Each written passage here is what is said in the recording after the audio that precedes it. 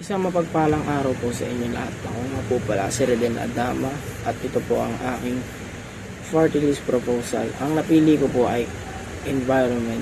Environment po dito sa Pilipinas. Sa Pilipinas, ang isang particular na issue sa kapaligiran ay ang pagkasira ng marine ecosystem, kabilang ang mga coral reef at coastal areas dahil sa labis na pangingisda at mapanirang pangingisda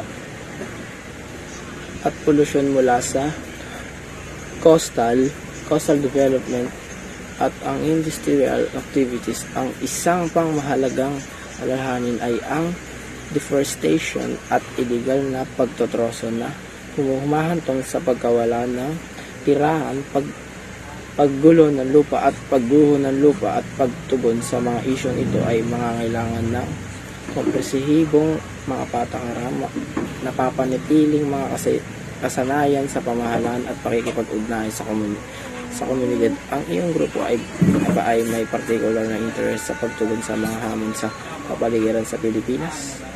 At yun lamang po. Thank you po.